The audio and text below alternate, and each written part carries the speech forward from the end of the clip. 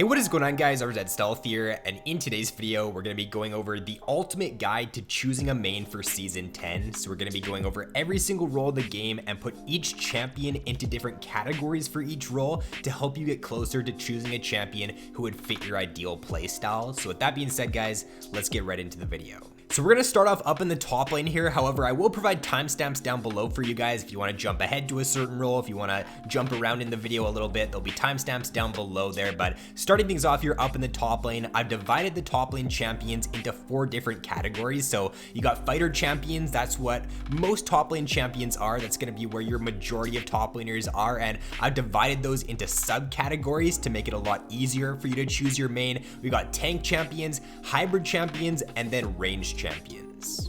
So let's break down the fighter category first, also known as bruiser champions. So these are going to be champions who usually deal a lot of DPS, so damage per second. They're usually very good dueling champions. So if you're somebody who likes to fight a lot, this is where the name fighter comes from. If you want to be dueling, if you want to be constantly fighting your opponent, then picking one of these champions would probably be best for you. So I've divided these into 4 different categories here. You got good laning fighter champions. So these are going to be champions that can have a very strong early game, who can bully out their opponent very easily in most matchups in the laning phase. So you got the Renekton there, the Akali, the Darius, the Pantheon, and the Rengar. You got your team fighter champions. So these are going to be ones that are more so better suited to just look to group with their team, look to team fight come later on in the game. They're not as good in the 1v1 as other fighter champions. So you got your Gangplank, your Rumble, your Wukong, and your Mordekaiser.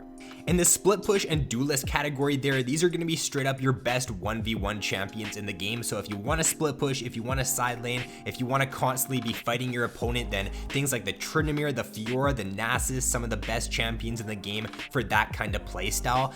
And then for your team fight plus split push category there, these are going to be like your jack of all trades champions. So these are going to be champions that can both look to split push pretty well and both look to team fight. So if you want to play a very versatile champion, something like the Camille or the Riven, like depending on how the game is going, you can split push fine with these champions. Very good 1v1 picks, but they're generally a little bit stronger in team fights than things like the Tryndamere or the Fiora or the Nasus are.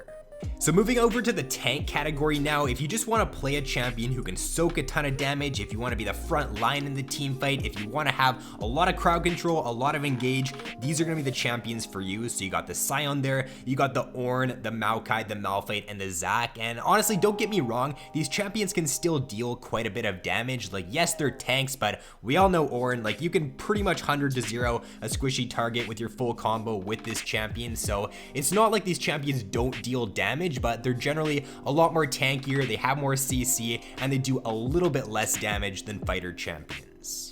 And then for the hybrid champions there, they're kind of in between tanks and fighters. They're not just straight up tanks, they're also not just straight up fighters. So something like the Poppy there, for example, can be a very strong dueling champion. You can build very offensively on the pick. You don't have to build her full tank, but you still do have that option. You can build Poppy full tank, same thing with like Cho'Gath there. If you want to build the champion full tank, but you can also play this champion very offensive as well. So you do have a bunch of different options there with those hybrid champions.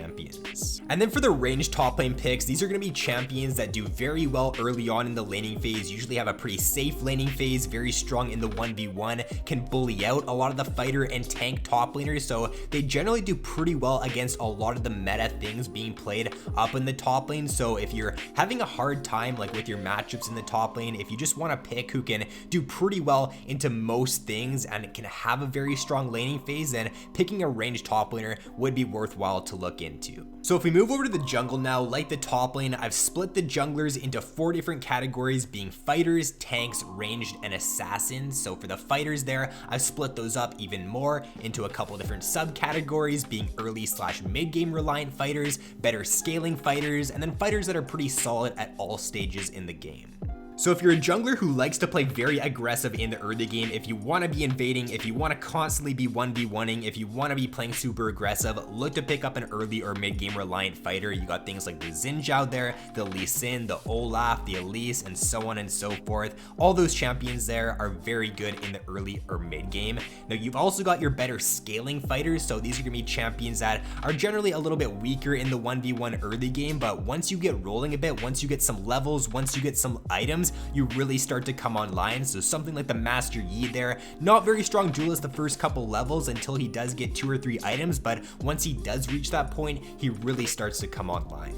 So if you are a player who finds yourself not really being able to get advantages in the early game, if you're not really able to get a lot of kills early, you're not really able to snowball, and you find your games lasting a lot longer, then picking a champion here in the better scaling category for jungle would be a pretty good option. And then for the solid at all stages category, these are going to be picks that can have a very good early game, can look to either gank very well early game, can look to duel very well early game, but can also scale pretty well into the mid to late game. So they're usually pretty safe, pretty reliant jungle picks. And then for the tank category there, these are going to be your very beefy champions. You're going to build full tank on them. You're going to be a very good front line for your team. You got a lot of crowd control, so these champions do have very strong team fights. So if that's kind of your play style, if that's what you're looking for, then any 5 of these champions here are going to be really good for you. And then for your ranged jungle picks, these are going to be a mix of like mage and AD carry type junglers. So if you're somebody who's coming from the AD carry role, or if you're coming from the mid lane role, then picking something up like Graves or Kindred, if you're an AD carry main previously, would be a pretty good choice to transition into the role a little bit easier. If you're coming from mid lane, picking up something like the Talia or the Karthus would probably be a little bit easier for you.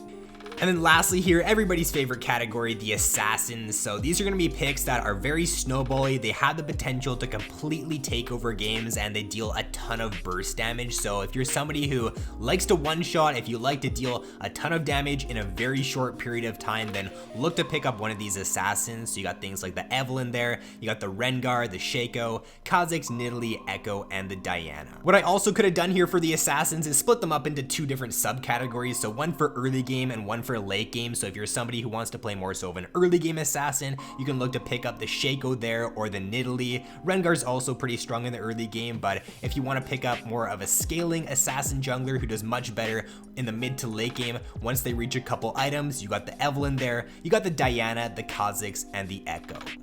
So if we move over to the mid lane now, we got 3 different categories here, being fighter, mage, and assassin. So if we start off here with the fighter category, if you do want to play a very aggressive mid lane pick, if you want to be able to solo kill your opponent very early on in the laning phase, then it'd be a good idea to pick up a fighter champion. Also, if you're coming from the top lane or the jungle, if you're transitioning over into maining mid lane, it'd be a pretty good idea to pick up a fighter champion, just because you probably already had experience with them being a top lane or a jungle main previously.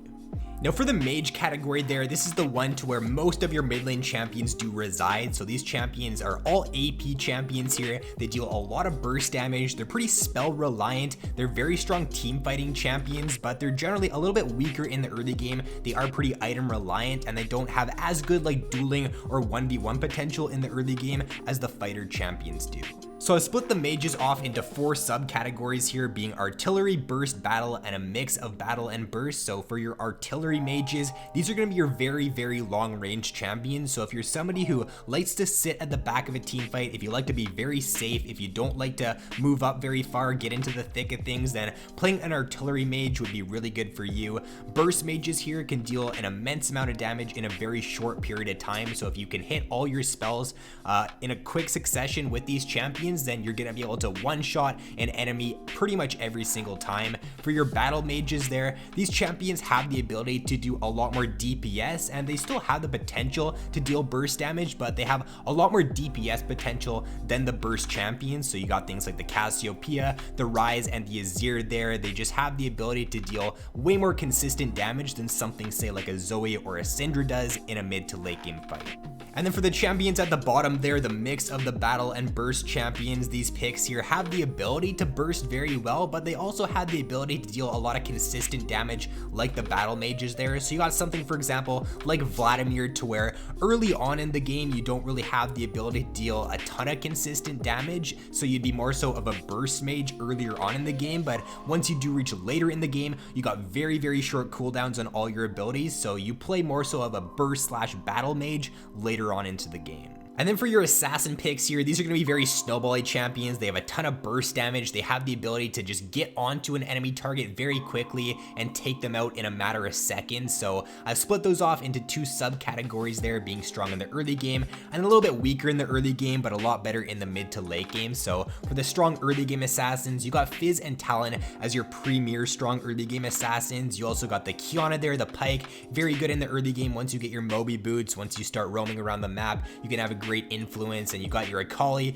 who's a pretty weak pick at the moment, but she's still pretty decent in the early game. And then you also have the Nocturne there. And then for the weaker early game assassins, they're stronger in the mid to late game. You got your Kassadin, your Katarina, Zed, Echo, and Diana. It's not to say that these champions can't have a strong early game, but generally speaking, compared to the strong early game assassins, they don't have as good matchups. They don't have as many matchups to where they can just look to get some early kills, and they more so have to scale a little bit more into either hitting their level 6 or into hitting their first item spike.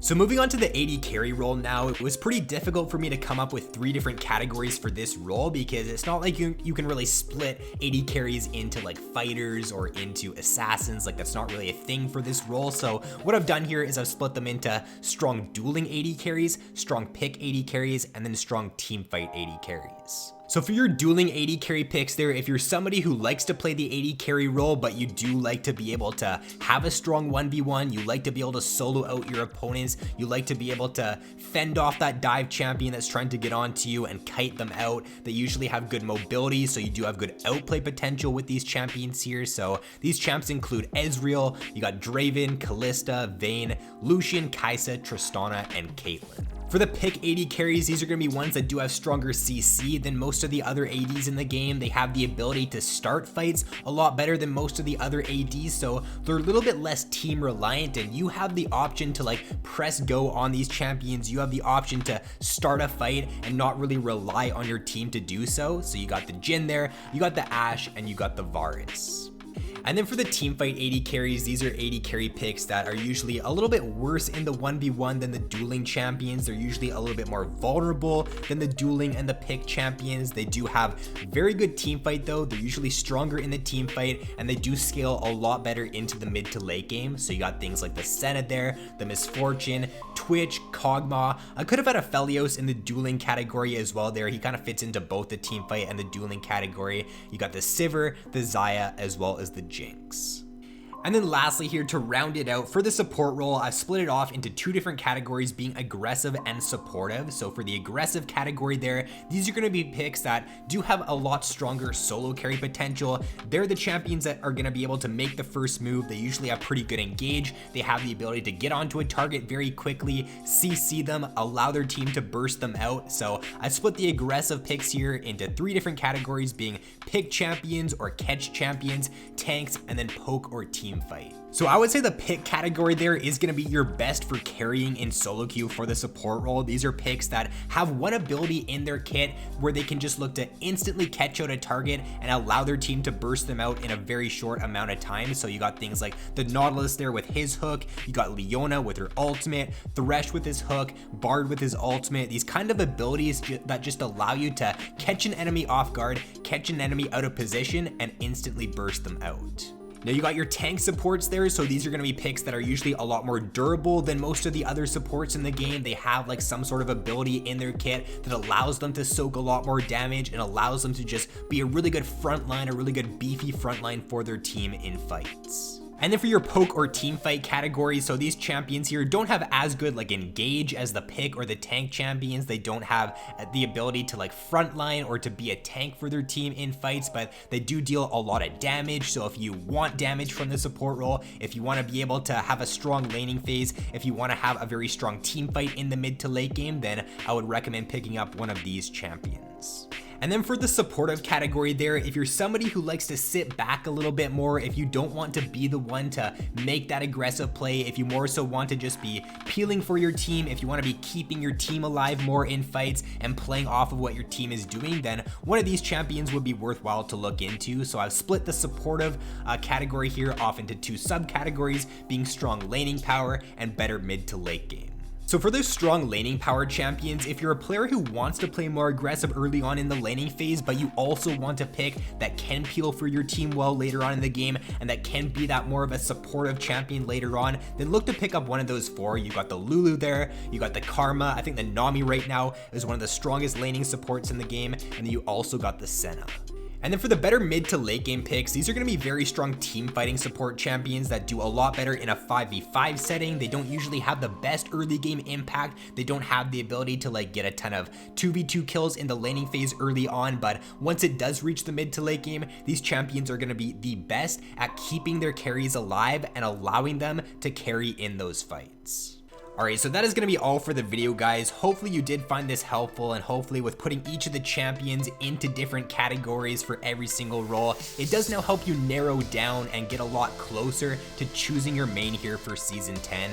With that being said though, guys, if you enjoyed the video, be sure to drop a like and subscribe if you have yet to already. So thanks for watching, have an awesome day, and I will see you in my next video.